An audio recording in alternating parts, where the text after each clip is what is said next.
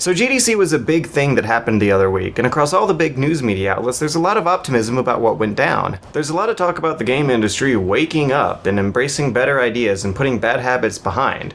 And I should know about that stuff, right? I was there. But in a lot of ways, I kind of sort of feel like I wasn't. That's probably because I couldn't attend the conference part of the Game Developers Conference. Though the trip was still worth the price of the $200 Expo Pass, it locked me out of a lot of newsworthy events. But since I still had access to a show floor with the week's worth of material, I got a good impression of what developers are up to these days, and I even came away from it with a good deal of optimism of my own. The problem is that GDC is hardly a bastion of economic accessibility, and we pretty much have to rely on fancier reporters than myself to get into all these talks. But if my stuff wasn't optimistic for you, don't worry, because we have Leigh Alexander to help. Leigh Alexander is the editor-at-large at Gamasutra. Even though you may not have heard her name, you've probably read a good deal of her stuff, a lot of which has recently been a wave of positive GDC coverage that's borderline tear-jerk. Gamasutra is owned by the same company that runs GDC, but it's important to note that the news she writes there is a good deal harder and more neutral than the more personal editorial pieces she writes for Kotaku, the latest of which explains how GDC was so wonderful that it brought her to tears. Meanwhile, there was an amusingly foreign New York Times piece floating around that echoed a lot of the same sentiment that the rest of us at GDC noticed.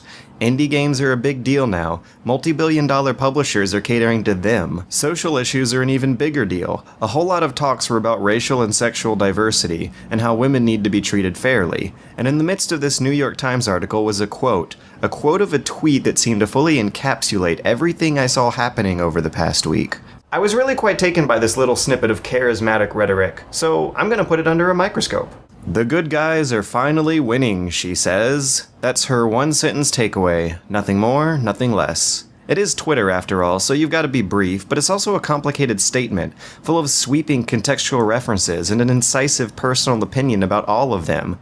Does it hold water against my own experiences? More importantly, does it stand up against research? I suppose it would make sense to start by trying to figure out just who these good guys are. It's easy to assume that she's talking about the stars of the show, the indie devs, making indie games in their indie studios with their indie standards and ideals. And I would argue that while calling them good guys might sound naive, it's a sentiment that can be backed up by their actions. After all, small game projects are usually safer investments in general. They're healthier for the industry and give the creators more room for creative expression. And this year's lineup of indies were chock full of creative expression. And it was the kind of expression that doesn't sacrifice interactivity or control. I mean, look at Gone Home. It's a combatless, story-driven, first-person exploration game that's actually a response to how non-interactive that genre typically is. Look at Cart Life. It's a bleak and personal autobiographical statement that has enough strategic decision-making systems running in the background to make Sid Meier jealous. By the end of the year, these projects may come to define what people expect out of indie art games, and they may no longer be stigmatized for chasing after movies and novels. People are expressing themselves not just with computerized simulations, but with meaty, interactive, and responsive game systems that don't have to rely on old tricks to get the jobs done. They don't have to be violent, tropey, or excessively macho. There's a good chance that the good guys she's referring to also includes traditionally disempowered groups of the game industry.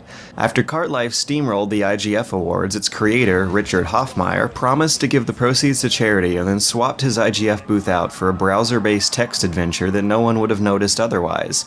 That would probably be an example of one of the good guys. And apparently, they're finally winning. But how long have they not been winning? What's final about them winning now? The Independent Game Festival was founded in 1998, with the first official awards lineup featuring games that seemed more geared to compete with mainstream titles, rather than tackle unconventional ideas and appeal to smaller niches. What exactly defines an independent game has generally been a bit murky, but the term and the IGF support group have been around since at least the late 90s, and nowadays it's become increasingly apparent that the ethos surrounding that term has turned into a style of its own. Note that even the non-indie Developers' Choice Awards was dominated by games that look and feel like indies. FTL was up there alongside Far Cry and Dishonored for some reason. Maybe because there was a lot of AAA experience between its team, but that's a game that sure as hell didn't have the support of a traditional publisher. It was actually made by Activision and Ubisoft employees who just couldn't get excited about blockbuster games anymore. And somehow going off to do their own thing with Kickstarter money meant that other game developers didn't consider them indies. Individual people like those are now making games as a personal medium for expression, and while this isn't a particularly new concept, what is new is its commercial viability. You can actually make money doing this stuff, maybe even by yourself. And you know, even if it fails, it doesn't have to be an expensive endeavor. UDK is free for personal use, and even then the commercial license is a flat $99 until you make $50,000 on your project. There's a free commercial version of Unity, XNA, and all sorts of more genre-specific stuff, but these tools didn't develop in a vacuum. The external influence that's driving their demand is high-speed internet. People download games nowadays, so small producers don't need factories to print discs and package them in boxes, and hosting a download server for them is pennies by comparison. They don't need to make it to retail. They don't even need to pay out for advertising. The fans and the media will promote their game for free. And that's why they're winning. What finally happened is that we're now seeing more people than ever before make a living off this stuff. People at large can finally make unconventional, risky indie games as a means of personal expression, and selling them to a small audience is actually profitable. Whether they're doing it to make a portfolio piece or make a statement, it's finally a legit job, and maybe even a career. Big publishers, especially Sony, are now striking deals with these guys to push their own platforms.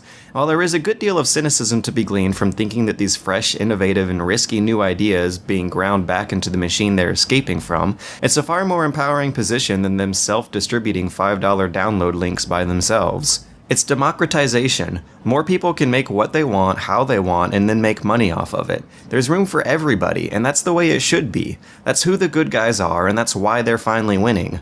So even after scrutiny and a couple weeks of retrospective thought, I'm still kind of sort of feeling the optimism that she was celebrating immediately after the show. GDC was great. It really reinvigorated my faith in video games and gave me a lot to look forward to. However, I couldn't get access to conferences and see almost half the stuff that probably went into this tweet. Though GDC's prices certainly don't make it financially inclusive, it's clear that a whole lot of people want at least that facet to change. Lost Levels brought the conference outside of the halls and gave a slice of it to the rest of us for free. Big publishers were occupying spaces full of big couches and expensive drinks. They wanted to talk business with people, not demo high-tech showpieces in front of a crowd. The IGF Pavilion and GDC Play spaces felt like a far more comfy home than the rest of the facility, and these areas were so full of talent that I could have spent days in there and not covered it all. But what's sad is that I'll probably never see some of the most important discussions that went on during the conference. Stuff like the Women in Games or the Number One Reason Why panels, or the developer rants or the Spec Ops writer talking about violence. This is the stuff that I want to see the most, but it's not free information and may never actually be affordable. It would have cost me anywhere from $700 to $1,000 to see it live, and just watching archival videos online is $500. That's one serious problem with GDC. The rest of it was a whole bunch of idealism and optimism that may be unrealistic, especially considering that we're on the verge of a new AAA game generation and all the tech fetishizing news that brings, but for now it feels really quite nice. Call of Duty shares shelf space with Kentucky Route Zero and Cart Life.